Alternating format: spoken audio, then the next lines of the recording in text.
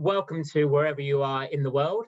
My name is Andrew Thake. I'm from Minds and Money, and welcome to our Minds and Money 5 at 5 show, which this week is sponsored by Digby and is brought to you in association with Resource Global Network. We started the first 5 at 5 guests at 5 p.m. back in April 2020. We attended this as a stopgap 60-minute show, which would bring the industry together while we were dealing with lockdown, COVID-19. 16 months on, we're now on episode 93. A few admin announcements before we start. To make the session as interactive as possible, please have your video switched on. To ask a question, you have a couple of options. You can either go and submit a question in the chat function, which is at the bottom of your screen. You can also ask to be unmuted, and we can invite you to go and ask your question live. For today's show, we are focusing on ESG. So to discuss this, we have a stellar lineup of guests. I'm going to go to each panelist in turn first and ask them to go and give a brief background. Firstly, let's introduce our two miners. Our first miner is Richard Williams, Executive Chairman of Bunker Hill. Richard, would you like to go and tell us a little bit about yourself and your interest in ESG? Thank you very much, Andrew. Very briefly, I'm a former Chief Operating Officer at Barrick Gold and its Executive Envoy to Tanzania, and are now leading a team of ex-Barrick engineers and sustainability and development experts in building a business that is focused on the regeneration of closed mine sites in North America to generate, obviously, financial, but also significant social returns, and are partnered in this endeavor with Jamie Strauss and Digby. So we're right in the middle of a business that depends for its success on the highest standards of ESG. So I'm looking forward to learning a lot from this conversation. Thank you very much for that, Richard. Our next guest is Loyiso, Head of Sustainability and ESG at Sibanye Stillwater. Would you like to go and tell the audience a little bit about yourself? Thanks, Andrew. My name is Loyiso Ndlovu. I hail from South Africa, so I'm talking to you from a very warm Pretoria at this stage. My background actually is in development finance. So ESG for me has been, my life for the past 20-25 years. And somehow along the way, I started to look at that in the mining sector. And the job really I have is to really drive and grow Sibanye Stillwater's passions around sustainability and to build it into a business differentiator. And I'm looking forward to the discussions today. Thank you, Andrew. Thank you very much for that. And just to introduce our two investors, firstly, I'd like George Cheveley, Portfolio Manager at 91, to go and say a little bit about himself. George. Yeah, thank you, Andrew. Hello, everyone. Yeah, I'm a portfolio manager at 91 and have been for nearly 15 years. I'm running a diversified resources fund and a gold equity fund as well. Prior to that, I did start in the steel industry in South Wales, consulted then to steel and non-ferrous metals industries, and did 3 years as a base metals analyst at BHP in The Hague and Singapore. So I've been sort of both sides of this. We take ESG very seriously and have for a number of years, particularly on the mining side. It's not a new thing for us at all. And we take an approach where we try to integrate it in the investment teams. So we don't, ask another team to look at it. We will do it ourselves, and we do it with thorough engagement with the companies, not just sort of reading papers. We actually want to talk to them, and we find it an incredibly useful way of, learning about companies and how they work. Thank you very much for that, George. And our next investor guest is Pavel, Laberko, Director of the Emerging Markets Investor Alliance. Hello, everyone. My name is Pavel. Similarly to George, I come from the investment management industry, where I spent about 15 years doing research and managing various equity funds. Having started as an analyst covering Russia, I analyzed quite a few very interesting local miners. And then later I progressed and expanded my geographic coverage including other global emerging markets, and South Africa was one of the countries which I covered. And finally, as a fund manager, I participated in ESG integration at the team and company levels at UBP, where I worked. This year, I joined the Emerging Markets Investors Alliance to promote sustainable investments in emerging markets. And one of the projects where I am involved is focused on extractive industries. Together with my colleagues, we try to bring together active investors and policy experts to learn about and discuss best sustainability practices in the mining and oil and gas industries. Thank you very much for that introduction. And Jamie Strauss is founder and CEO of Digbee. Would you like to say a few words about yourself, Jamie? Thanks, Andrew. Yeah, Jamie Strauss, the founder and CEO, as Andrew just said, of Digbee. 35 years or so in the mining finance area, at a number of different investment banks, including BMO, before becoming an independent director at a number of different resource companies, which I continue to do and very much enjoy. But it was setting up Digbee about 4 or 5 years ago and ultimately leading to this ESG solution that has really taken its major turn.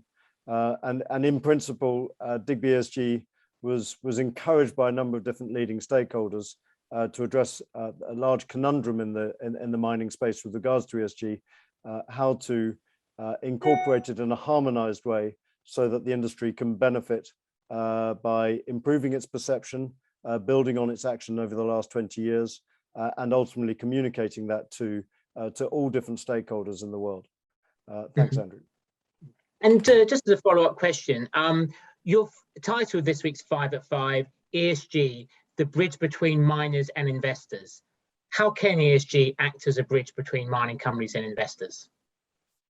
Well, I think finance is the oil that influences pretty much everything, particularly a capital-intensive industry such as mining. And so, in essence, and excuse the pun in using oil in the ESG world, but this oil effectively can change behavior. I think has started to show that it is changing behavior.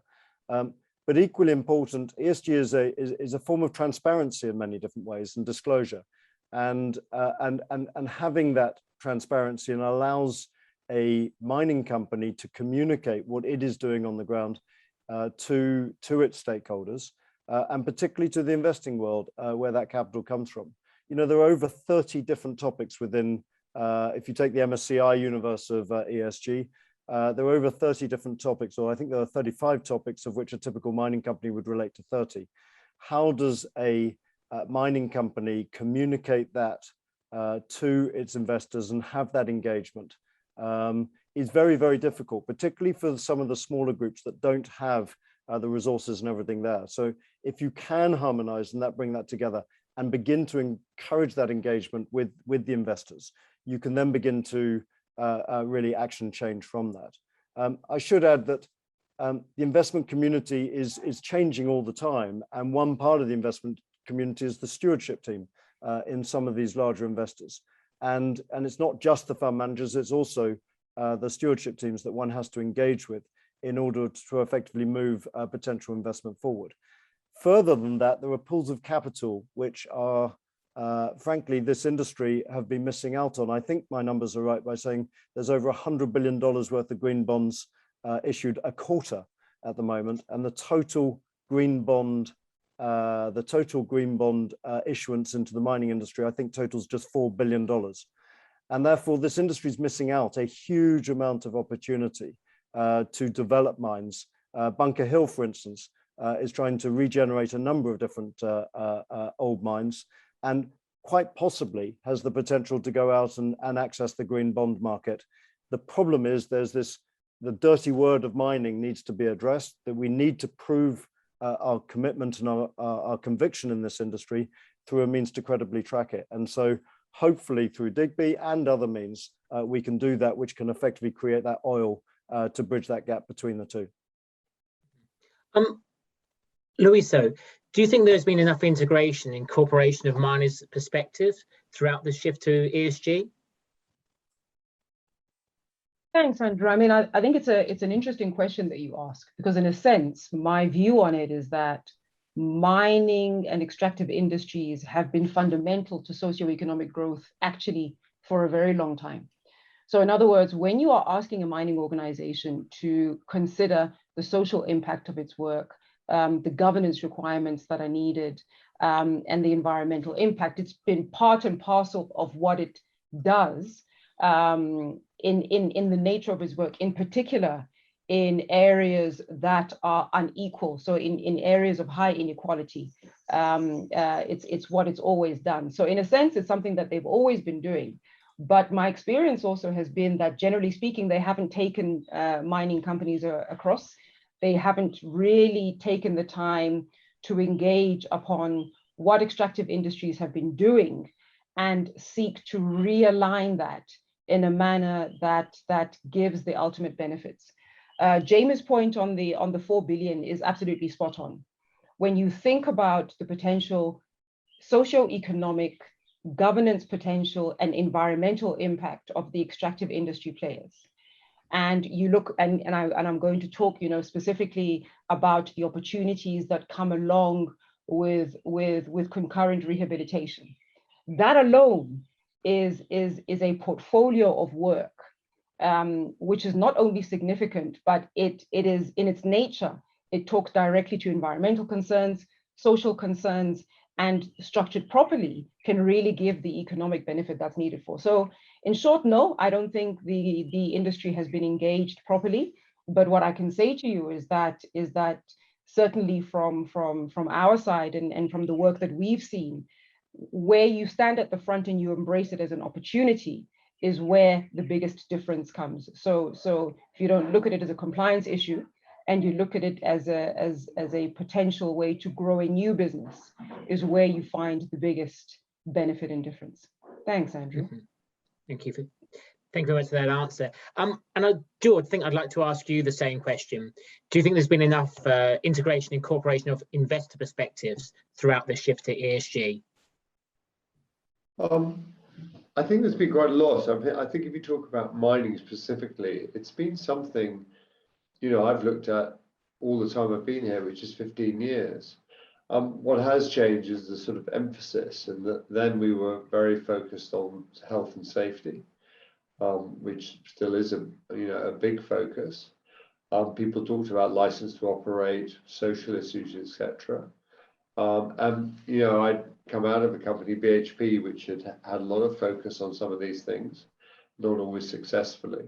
But it really, ever since I started work in 1990, plants which were run well, had good safety records, generally were more productive. Of course, what's happened in recent years is it's become throughout the firm, it's not just mining, every company is being scrutinized. And clearly the big change is now there's a big emphasis on emissions and environmental side. So the E has become very important. And it is something, we've always been very keen to make sure that investment teams engage with the companies and look at the numbers and look at it for themselves rather than wait for somebody to make a report for them or say, yeah, that company's okay. And I think where it is getting difficult is just the sheer number of at times rating agencies which have come along. So we've got I was talking to a mining company today who said, 5 years ago they started looking at what ratings they had, and every quarter they would have a page, with 5-10 ratings. Today it's over 100. It's 3 pages long of different ratings that this one company has from different agencies, and it's growing all the time. And I think so. Fundamentally, we want to work out whether companies are doing the right thing, how they can improve, and what they're doing. And our focus is on working out what those companies are doing, and not spending all the time looking at what ratings agencies might say or not say. Thank you very much for that, George. I think that probably nicely segues into our first polling question, which should actually now be coming up on your screens now. And hopefully, if it is coming up on everyone's screens, you should be able to see the first polling question, which is what are the biggest challenges that investors face when evaluating mining companies' ESG? Choice of 5 answers: potential bias, too many different global standards and reporting frameworks, overly simplistic disclosure, overly detailed disclosure, and a lack of standardization. Whilst you are voting, let me turn to Pavel. Which way would you vote and why?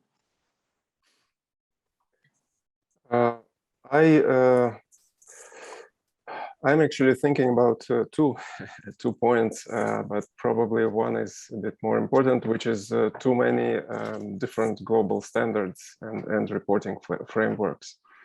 I think it's really a problem for both companies and investors. For companies, clearly you don't know which standard to report on. So would you use all of them and then multiply the amount of work that you need to do, or you have to select one and then risk that it's not the best standards? And from the point of view of investors, when you have all these global standards and different companies using different standards, it's becoming very difficult for you to compare the numbers that you see for different companies, and then it makes it difficult for you to use any kind of quantitative approach. You still have to use a subjective qualitative way of assessing companies. So yeah, I think it's really crucial that finally we come to a more limited set of standards, preferably one framework, and that would make the reporting of companies really comparable. And I think it's also linked actually to lack of standardization, because having one global standard and framework would lead to a standardized reporting. All the numbers would mean the same thing for different companies, and investors would be able to compare different companies. Mm-hmm. Thank you very much for that. For you, George, obviously feel free to comment as to how you would have voted, but I'm also going to ask you a slightly different question, because Pavoni's answer focused upon the use of qualitative information, which leads us on to the first question that was sent through by a member of the audience, who is Louise Porteous, Environmental and Social Manager of Thor Explorations. Louise's question was, or is, qualitative information is underrepresented in ESG criteria. How can it be better captured and represented? That's an extremely good question. Yeah, I mean, you know where I would have voted on this. I agree with Pavel. By the way, it's not, I agree with him, but I also think, I mean, I remember somebody saying that, you know, before accounting standards were agreed, there used to be, you know, lots of different accounting standards, and it was a pretty anarchic place, you know, 100 years ago or so. So, you know, this, I think it will come. Our experience on quantitative versus qualitative is when we first started really integrating ESG in our funds, and which is several years ago now. I can't remember exactly when, it was quite a few years ago.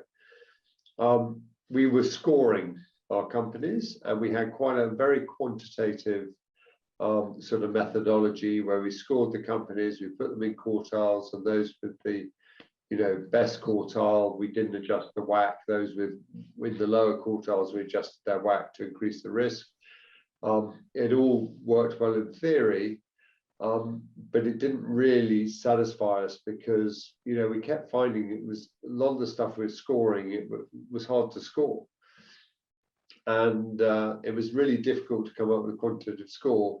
And we didn't really feel we were grappling with the issues. You just have one score, adjusted the WACC, it became very mechanical. Today, we get scores for companies. We actually use somebody from outside just to give us a starting point. But the actual output in the end is a qualitative report where we write about the company, write about the risks, and from that, use that in an investment meeting where we're discussing the model, discussing the numbers. We can then discuss the risks from an ESG point of view, positives, negatives, etc. it also then highlights very clearly to us what we need to talk to the company about. You know, what are the major issues when we next meet them? What do we need to ask them about? What do we think they can do better? So we've certainly moved into a slightly more qualitative assessment of each company, because it's so hard to just, well, you just miss so much if you're just doing a sort of numerical score. Well, if I just end the poll, I think we can see on the poll there, the most popular answer was number 2, was 44%, too many different global standards and reporting frameworks. Jamie, you set the polling question. Digby regularly speaks to institutional investors.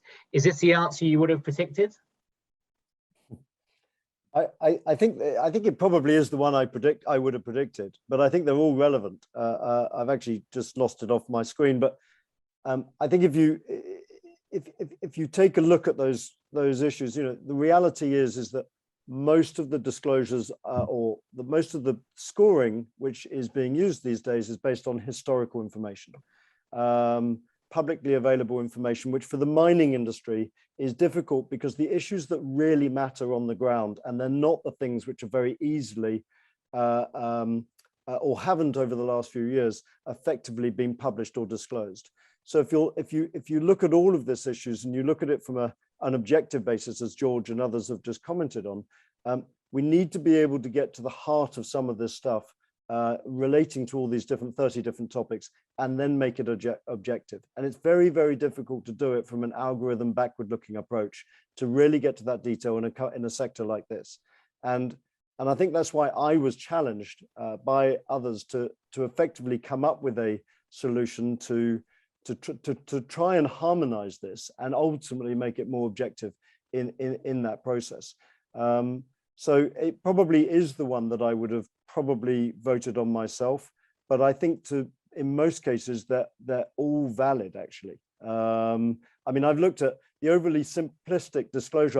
That was the one I was surprised about actually, that it only had 3%, simply because I've had the benefit of seeing a lot of the questionnaires going out to the companies as part of the ESG, you know, kind of frameworks being asked, and frankly, they don't get to the heart of the question, and so therefore it is a very simplistic structure in terms of when I'm not going to focus on any type of investor. I'm talking more of the investors who are putting larger amounts of money to work in specific companies and to effectively develop this. And those questionnaires are really simplistic.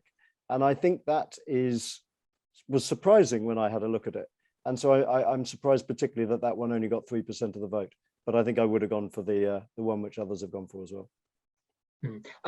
Turning to Richard Williams of Bunker Hill, do you find these questionnaires, do you find them too simplistic or do you find them too detailed?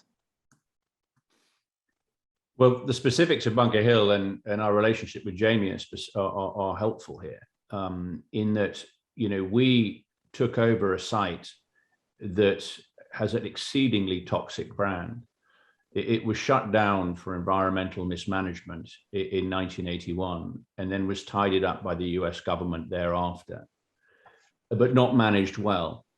And it sits in one of the poorest counties in the United States as a result of the closing of the mine. And trying to get investor interest in a project like that requires quite a lot of help, because regardless of individual reputations, we find in the capital markets, just the mere mention of the name Bunker Hill because of its history is sufficient to get you a black mark.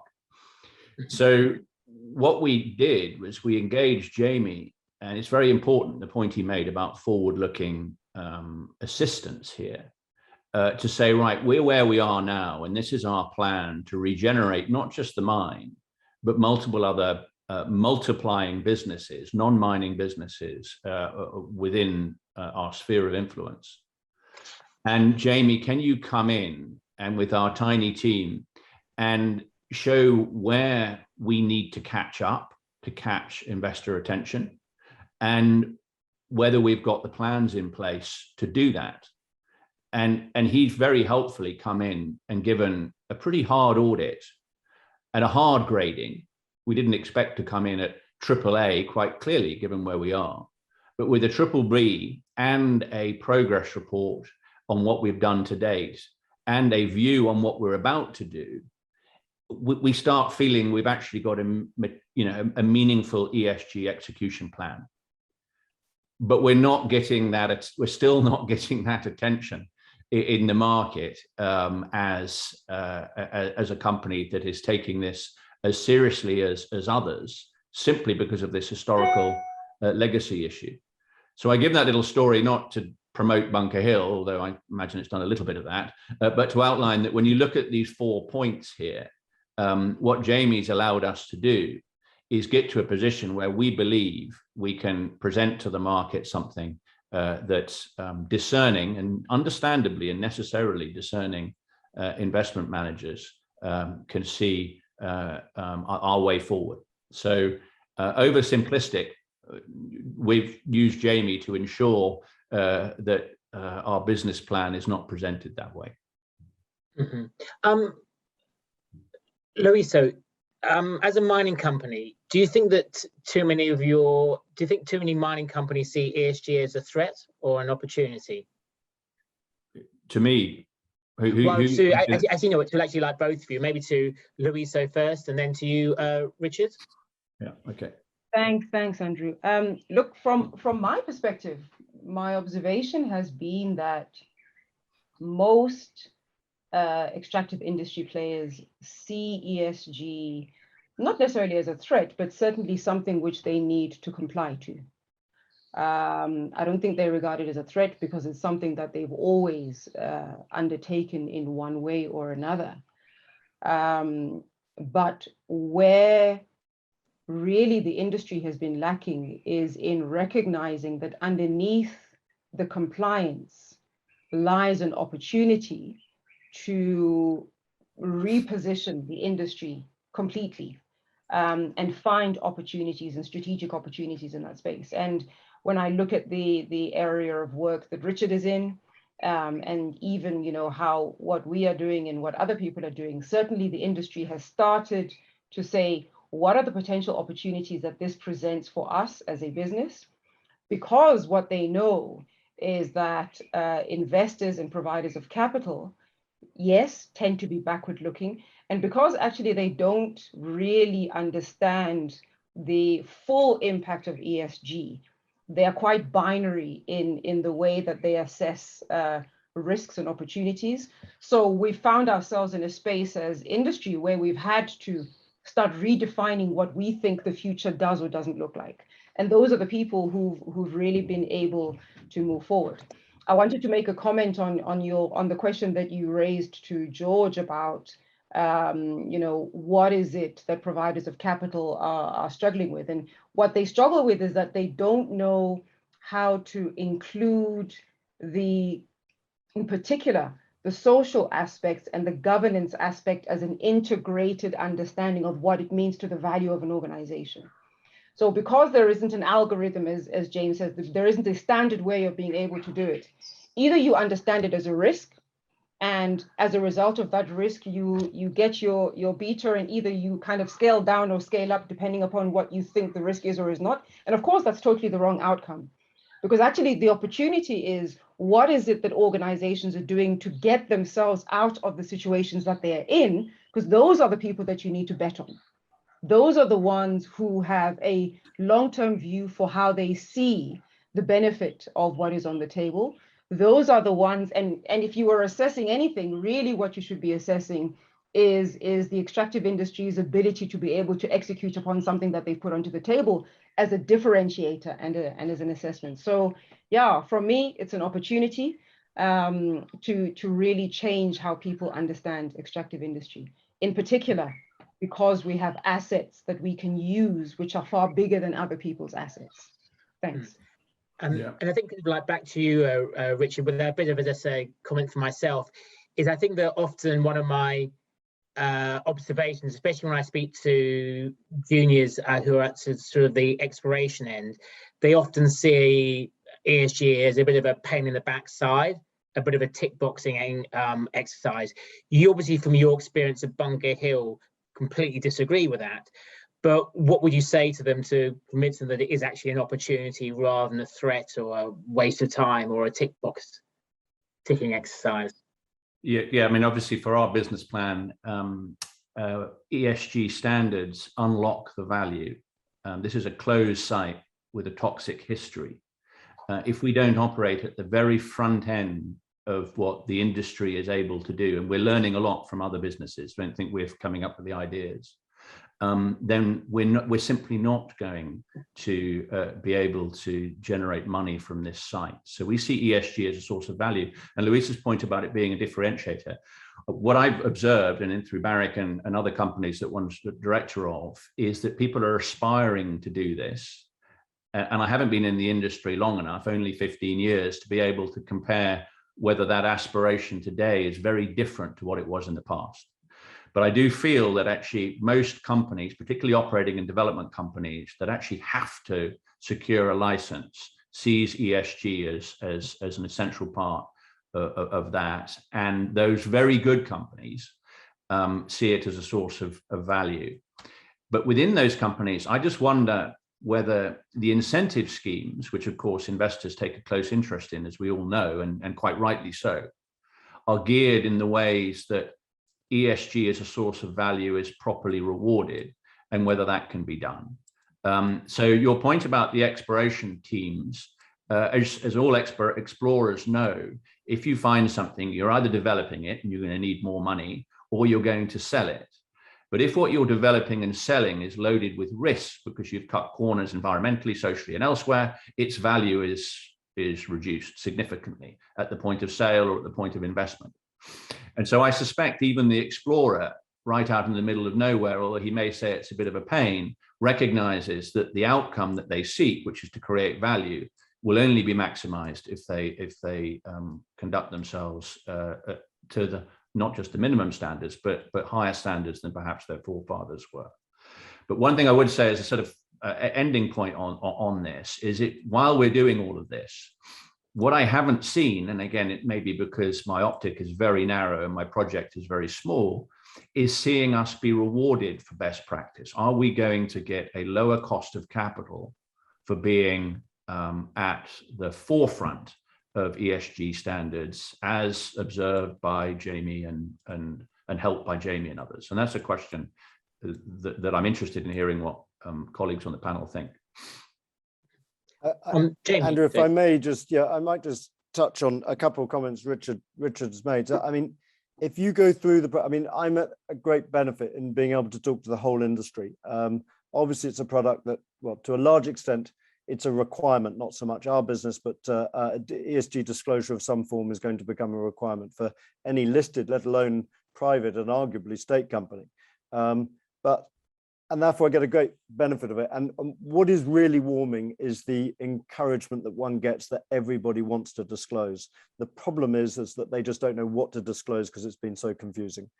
But if you take all of that and you go forward through, call it 3, 4, 5 years, whatever it is, and coming back to the cost of capital argument, is that it is quite clear to me that if you can create a credible means to track ESG on the right sort of credentials or the right sort of measures, which George and others have talked about, then you open this industry up to pools of capital that have never invested in this sector before. And talking to ESG investors, impact investors, which frankly is now becoming the majority of investors, is that opportunity for an industry that I think is only worth, George, tell me if I'm wrong, about $1 trillion, can have a huge impact on valuation of this sector.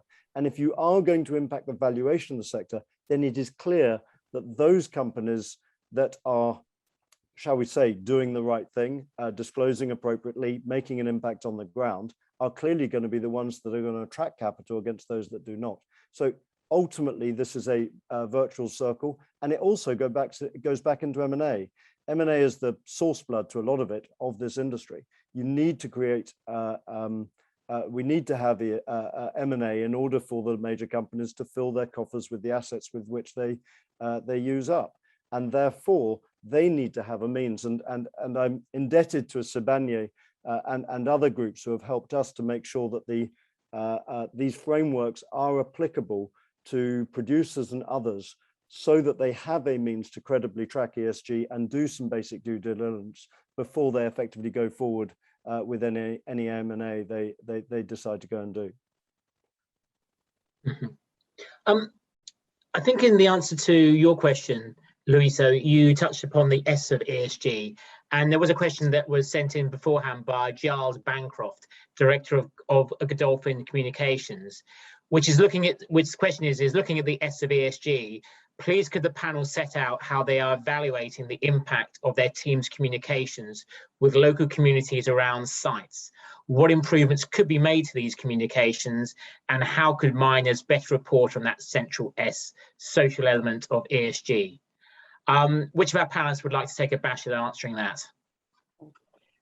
I'll take a bash at it, Andrew. and really, I think the best that I can do is to share with you the philosophy that we've taken on board to deal with that. And again, this is not a Sibanye Stillwater profiling contest, but if you know anything about Sibanye's primary assets come from South Africa. South Africa comes with its own inherent socioeconomic issues. But the argument I've always made is that even though South Africa has its own inequalities, actually you would experience the same issues just differently if we were in Brazil or if we're anywhere else. Anywhere where there is a level of inequality and where you are extracting minerals, you would experience the same thing. So the social component of the work for anybody in the extractive industry becomes critical. It becomes something that either defines your success or in fact, it becomes something that can close down your business today if you are unable to address it. The approach that we've taken is to be quite deliberate in engaging with communities, and we judge our success based upon how well communities are able to approach us when they think that there is something that is not correct. So the impact for us is how robust are our mechanisms of engagement, not that there's none, but are people utilizing the channels that they have in place? Because the minute they start utilizing those channels, what it means is that they are not behaving in an untoward way towards the asset that I have invested in and I have created. And that's the difference. The difference is not that they do nothing and are happy with how you have undertaken, and that's what causes problems for the financiers. The difference is, are they using the channels that you have provided in order to be able to find resolution to things that they believe have an impact upon them? So that's how we've defined impact. It does require a level of engagement with communities, and it's specifically the institutional structures that you need. You need a set of established institutional structures that you can engage with. And 9 times out of 10, those institutional structures are not in place. You would find that they're in place in developed economies. So when you look at Canada, when you look at the United States, when you look at Australia, those economies are developed enough for people to voluntarily participate in those institutional structures. That gives you a platform to engage.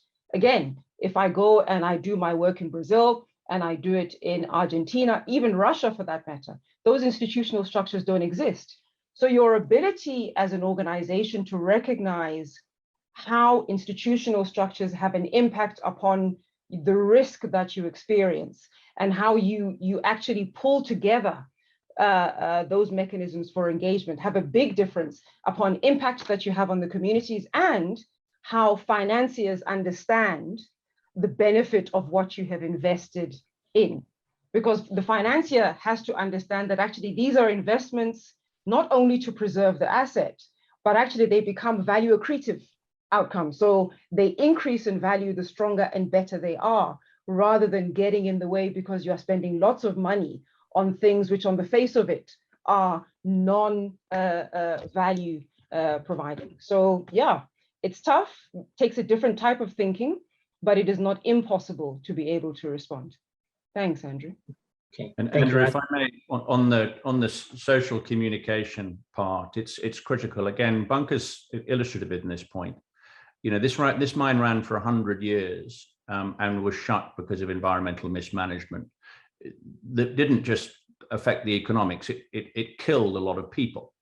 And the tidy up was exceedingly expensive. And this is an area that produced more silver than anywhere else in a concentrated period than anywhere else in the world. And so what you have over 40 years or so is a community that's been devastated in the first instance, but in the other is now exceedingly suspicious of mining. And the community's changed, of course. It's no longer just miners, it's other industries, from a leisure, retail, and other sectors that are there, and other stakeholders. And so it's absolutely vital for us to ensure that the communication of the benefits of the start of a mine gears with their expectations. But what we've also found, and this is this point on social impact, and whether you find you get sufficient credit for it in the capital markets as they're currently structured, is really significant too. Because our intention is not just to restart the mine, which we believe will go on for 40+ years, which is a generational thing, multi-generational thing for the community. But we're also going to be building cogen power plants with partners, funded at asset level with different type of investors, biochar facilities, new water management facilities, and we're building everything underground. So for those who are in the ski industry, and we have a ski resort above the mine, they won't even know the mine is working. The only difference will be is the community will have 150 to 200 new mine workers housed in property that we're going to build. Now, nothing there is unusual with respect to Sibanye Stillwater's approach to development and sustainability and so on around. But what I'd say, to answer your question, is are we communicating well the social benefits of what we're doing? We believe we are, because we're doing it locally, but we have to tread very carefully. There are regulators and so on. But do I feel that those benefits are appreciated by the capital markets in ways that perhaps will, go back to the point, lower our cost of capital or give us access to more capital? Not yet. But Digby is going to be helping us with this, clearly, in that it's going to be helping us market what's going to be a significant social impact project on top of the economics that will come from the mine. And we hope that that will open the door to more partners in an investment sense and development partners for this project. And we'll then roll that out through other projects. So the social communication element in sum is vital. And we're doing our very best to get it right. But there's always a lot more work to do. So we're interested to learn more lessons from others. Thank you very much for that. I want to ask a few questions to our investors now, and I'm going to kind of start off with one question that was sent through by the audience. Cornelia Grant, Director of CG Communications. I'll ask it to yourself, George. How do you think mining companies should consider materiality in the ESG context? Should they be focusing more on financial materiality or impacts on people and planet? And against the backdrops of EU's double materiality context, how do you see the intersection of these 2 points working? You clearly have to consider both. You can't just consider one without the other. I mean, because people will say, well, that's non-financial. It will become financial when it's a problem. And so, I don't really, in my own mind, I don't split out financial materiality from other materiality, because we're talking about businesses being sustainable in the long term. And unless you're doing things properly, it will come back to bite you at some stage and cost you a lot of money. So I think there's a lot of, I guess, in a lot of these standards, people are trying to catch everything and trying to define everything. And that's not a bad thing. It's just when we are trying to judge companies on whether they are doing the right thing, getting the right things done, running a sustainable business, those are the things we're worried about. We're not going to start sort of dividing up, oh, this, that, and the other. It is, can we see that this company is behaving as well as it can? Mm-hmm. Question for you, Pavel. From the investor point of view, do you think ESG is a bubble? I mean, after all, some would argue that we've been here before with, social license to operate being the buzz term sort of 6 or 7 years ago. So what would you sort of say to that? Well, I would say it depends a little bit on what you mean by ESG in this specific question. So the concept itself is, of course, not a bubble. It's likely to stay with us, and I think it will become an essential part of every investment manager's job. And I actually expect that in future most companies will not have ESG teams. Every investment manager will be also an ESG specialist. But having said that, of course, we all know that capital markets never move in a straight line. So some stocks of companies with a very strong ESG profile may look expensive at times, especially now because there is a very strong demand for such investment opportunities. For example, if we look at the equities of companies from the renewable energy or electric vehicle industries, we can see short-term ups and downs. However, over the long term, I personally would rather be invested in an electric vehicles manufacturer than in a fossil fuel producer whose assets are quite likely to end up stranded and worthless in the future.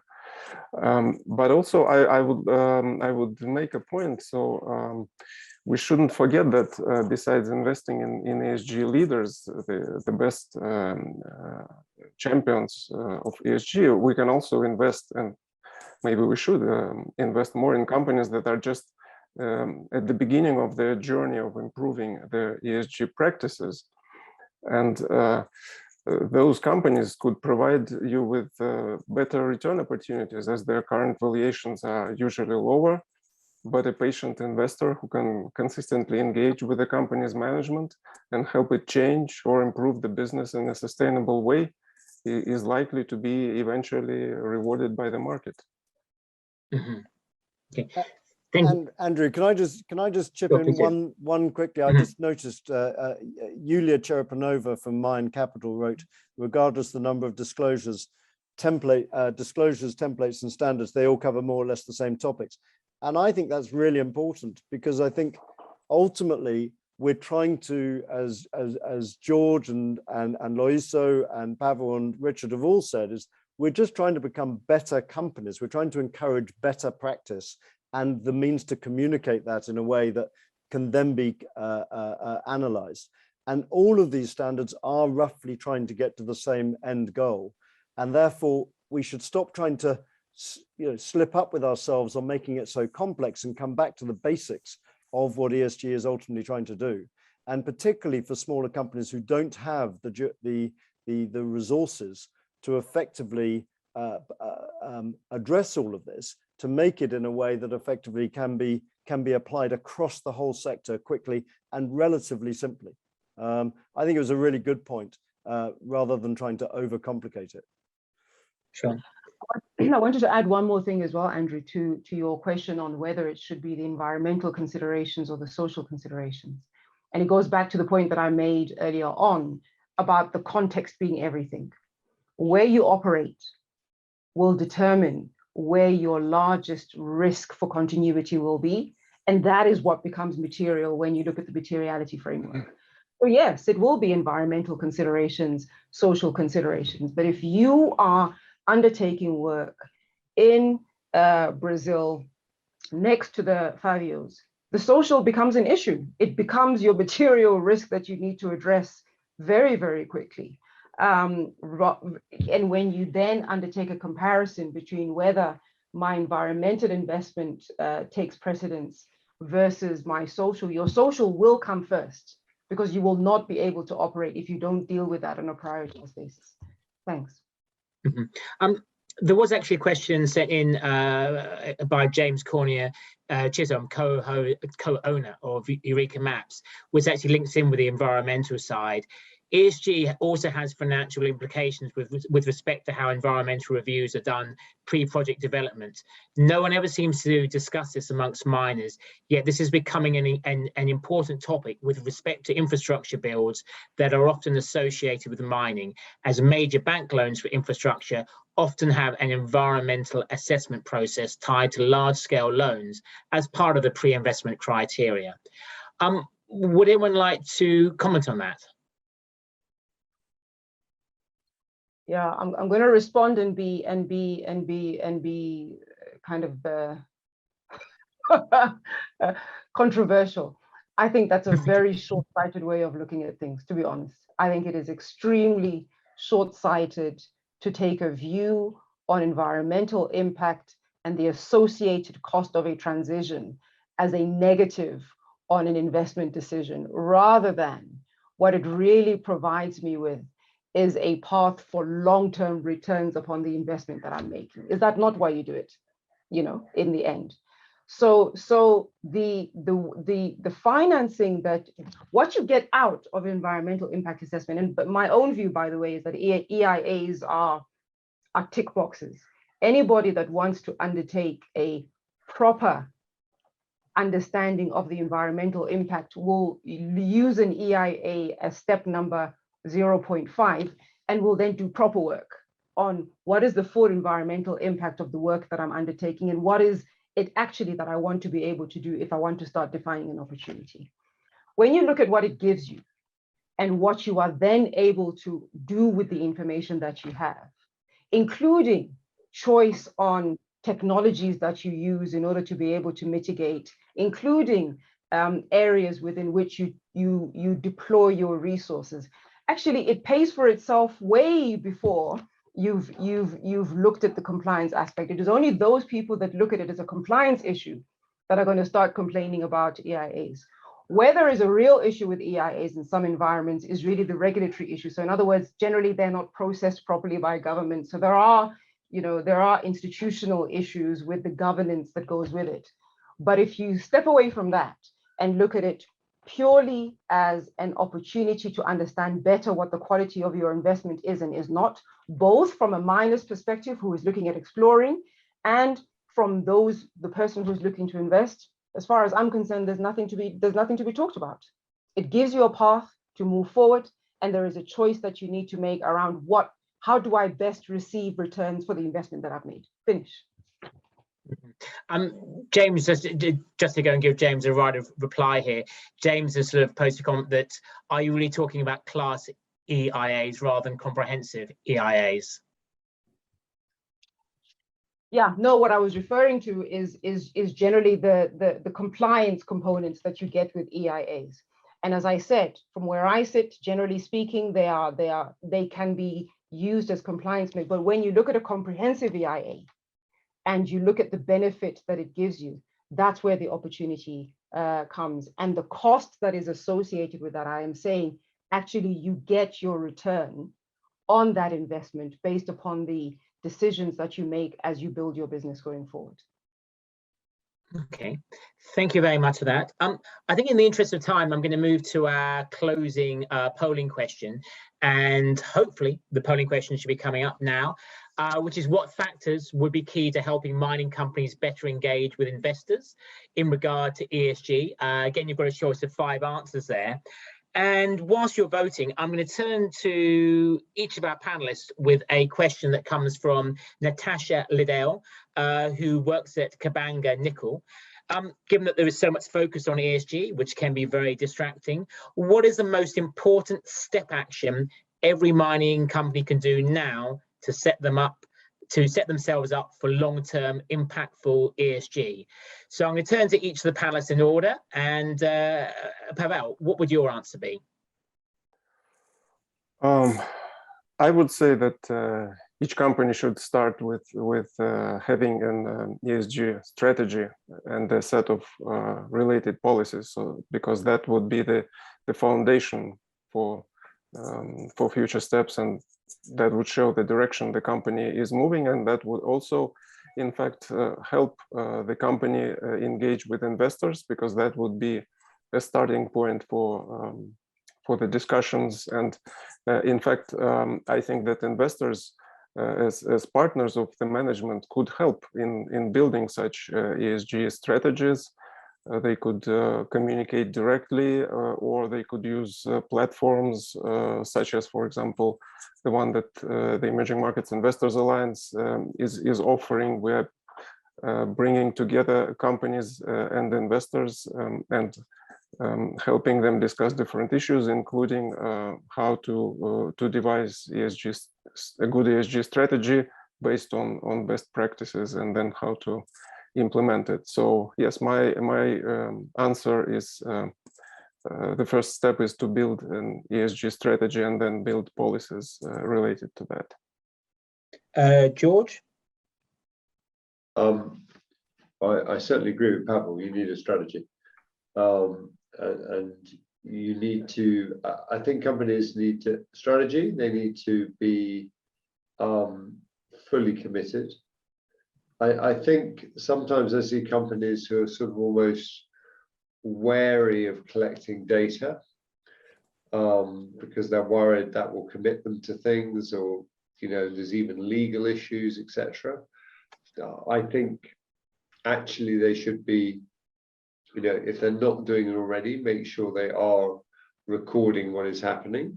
That isn't the full answer, but it will help them going forward when they're monitoring their strategies and how they're doing. So, I mean, I really think, they need to look at, and, mining companies have a lot of engineers in them, and engineers solve problems, and they're very good at it.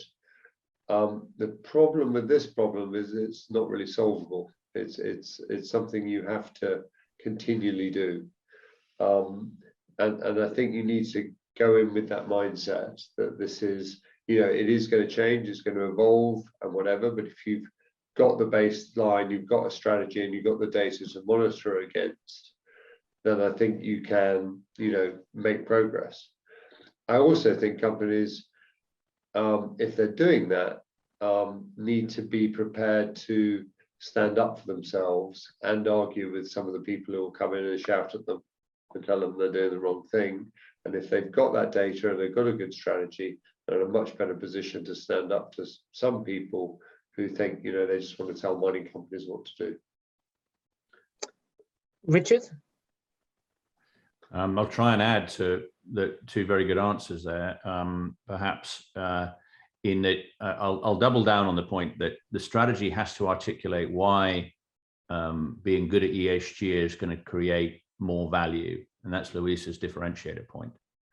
And just, being good citizens, if we like, which allows us to reduce the amount of risk that we carry in a portfolio, is one thing.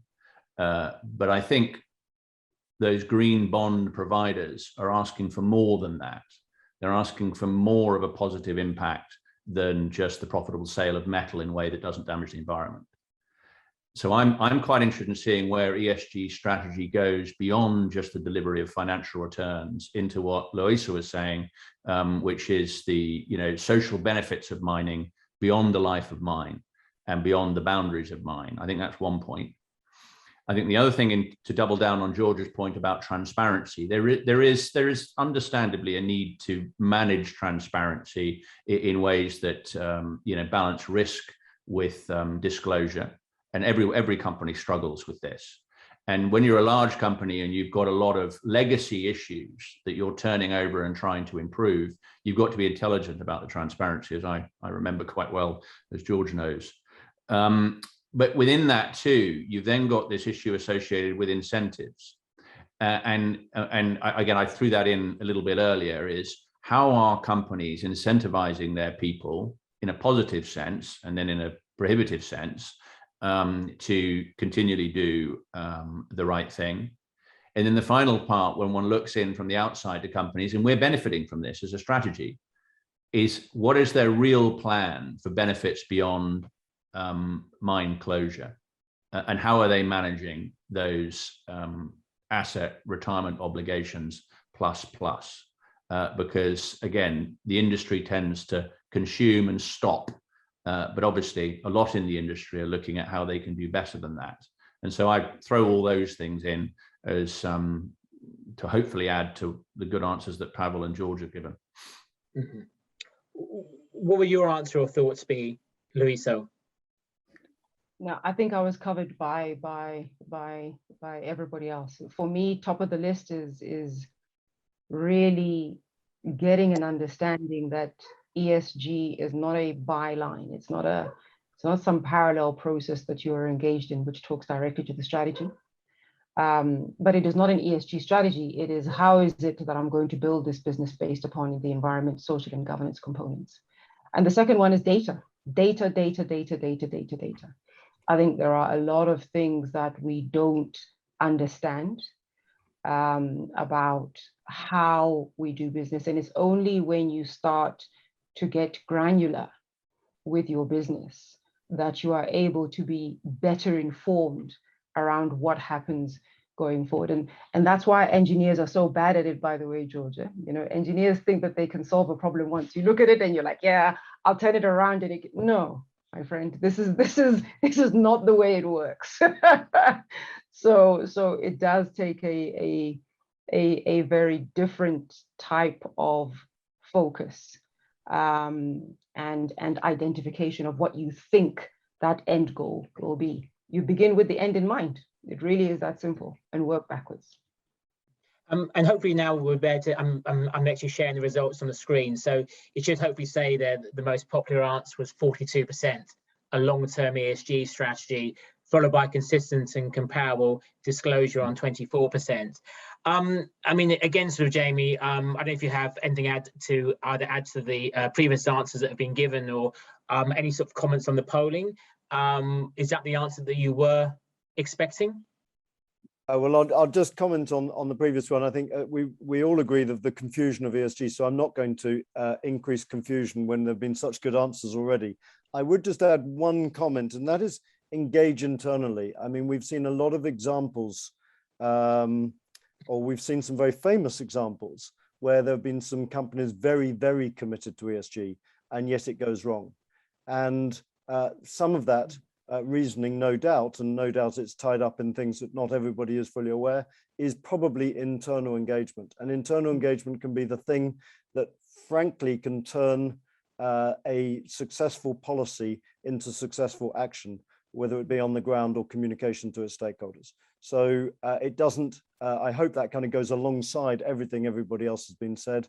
And Andrew, I think you're probably out of time. So the final answer, I think let's leave it as it is, as per the poll. And thank you very much. Okay, well, look, thank you very much for that, Jamie.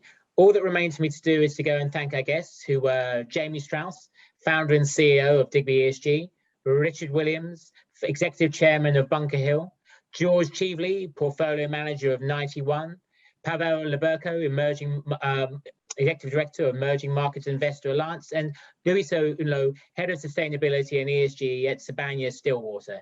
And also, of course, our sponsor, Digby, as well as our media partner, Resource Global Network. If you did enjoy this, please join us at Minds and Money. I should also give a quick plug to Digby, who, as well as being one of the sponsors, are also sponsoring our ESG awards. Please go onto the website now, mindsandmoney.com, to go and submit your nominations. Many thanks for your time. I hope that you all have a good rest of the day. Thank you very much. Thank you. Thank you. Thank you. Bye.